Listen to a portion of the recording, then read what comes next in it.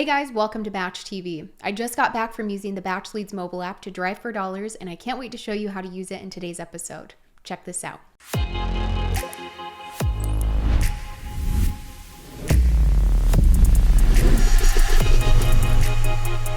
So in today's video, you'll see my screen that I recorded when I was on an actual drive in a neighborhood.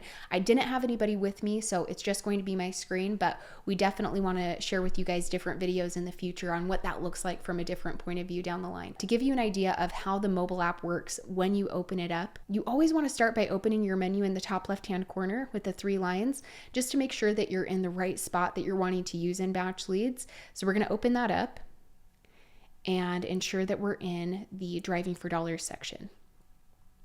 So click on Driving for Dollars, and before driving, you could definitely click on that, but click on the gear icon in the top right-hand corner where you can choose your map mode, and I didn't do it in this video, but I always recommend switching over to satellite view. That's just so that you're able to actually see like the backyards of the neighborhoods or the properties. Make sure that you're adding the right ones to your list. I didn't do this one or that one in this video, but satellite is a great option.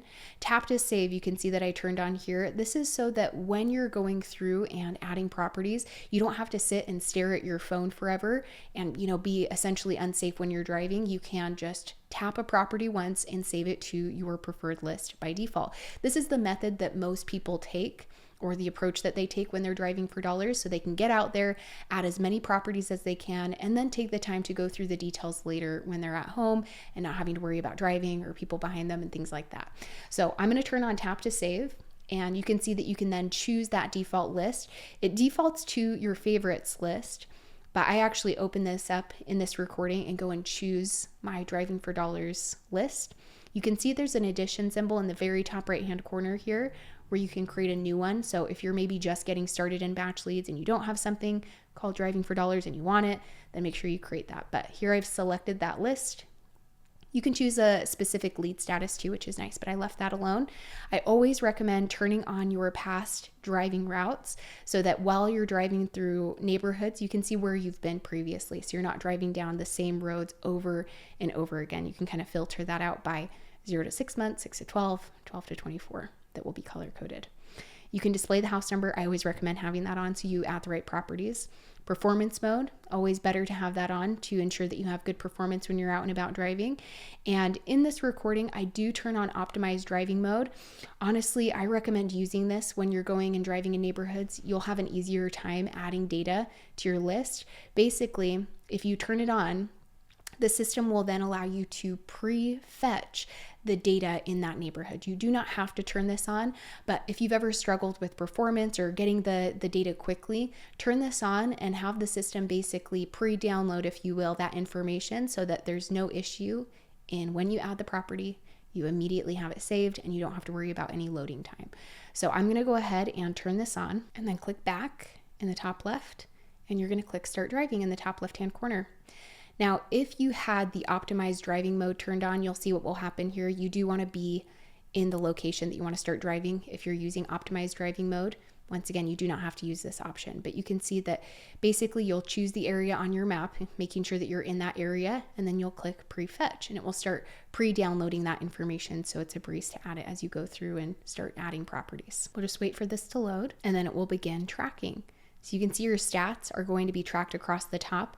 The distance you drive, the amount of properties, and the duration of time. All you have to do is the system's going to track this for you since you started that driving route, but you're just going to tap on the house number of the property that you want to add. Remember to have satellite mode of your map turned on if you just want a better idea of kind of what's going on in the backyards, the roof condition, things like that. Now, before moving on, just to explain here what you might want to be looking for, we'll bring some images up here and maybe show some of the properties that I found on this drive to make it easier to look at. But you're going to be looking for properties that have essentially deferred maintenance. You're going to be looking for damaged roofs, boarded up or broken windows and doors, overgrown landscape, maybe chipping or peeling paint, damaged siding, basically anything that's indicating that there could be some financial distress there where the property owner is not able to maintain their property. And it could just be a burden at this point. You're adding those properties based on what you see, and you can always check out the details later. Or if you want to, you'll see here in today's guide that you can click on the address and view the details while you're out and about if you want to as well. So keep that in mind as you're looking for properties. You want those different distress points. So if you have tap to save on, it's really easy. You just tap on the house number and it will be added to your default list. If you don't, you will have to tap it again to save it. So that's why I always recommend having that setting turned on. It just makes it so much easier and less of a hassle to add properties quickly, efficiently, and safely. So we're going to continue to add properties here and tap on this other property. And we're going to keep just moving down the road, and maybe we'll add a different one and show you some of the details here. So I'm going to go ahead and tap on this 222 property to give you an idea. Let's say that you want to open up the details, add photos, things like that. You can click on the address and you can see there's options to send direct mail really quickly, which is really nice. But let's tap on the address. And now that we have that opened, you can see that there's this little arrow button kind of in the bottom left-hand corner of the image of the property. That's an upload button to upload images. So let's go ahead and tap on that and we can then take photos. So if you want to kind of document the current condition of the property based on what you're seeing there out on your drive, it's a really helpful tool. So let's tap that, choose take a photo, or if you have something in your camera roll, you can add that too. You can add as many as you want. Here we're just taking a photo of the property. And this is just an example. Of course, you're going to want to have the best possible pictures documented there. But after that uploads, you can then start collecting those images right there in the property details just based on what you collected, which is great. What's also really nice is that after you save properties into your BatchLeads account, as long as you're in the growth, professional, or scale plans, you have all inclusive skip tracing. I don't have to do anything else or pay anything additional to get all of their phone numbers and email addresses. If you go down to contact information, you can give them a call right there. Obviously, if you're driving for dollars, you can get out and knock on their door if you want to, send them direct mail, but it's super nice to be able to have that contact information to start taking action immediately, which is great. There's going to be tons of other data points you don't want to miss out on. And then across the top, you'll see some other points like the comping tool that's built right in place. We'll kind of showcase that here.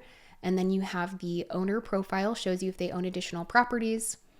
You can start those direct mail campaigns or see what you've sent, leave notes off to the right. And then there's also a activities tab just to see what you've done with that property so far.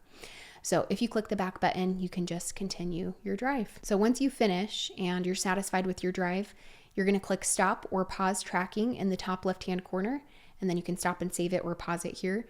I'm going to go ahead and click stop and save, confirm, and then you're going to get all of your stats broken down. Be sure to always track your routes and have your team members track routes too. If you ever bring people on into your BatchLeads account and you want them to be able to help add properties as well, you want all of that tracked. So you can go and view those past routes and you can go and check out your saved properties. This is the same for both the mobile app and the desktop. You're always going to find your saved data in My List. So if you open up your menu, go to My List, you have kind of this toggle option near the top right hand corner. That's where you can go and filter out that list. So I could pull up driving for dollars as my list name and go find that here. Then you can pull up all of those properties you added on your drive. There you guys have it. Hopefully, if you didn't know we had a mobile app, you'll go download it and start giving it a try and let us know how your drives go.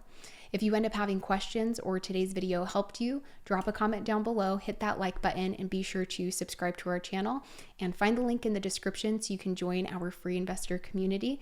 And we hope to see you guys on the next episode.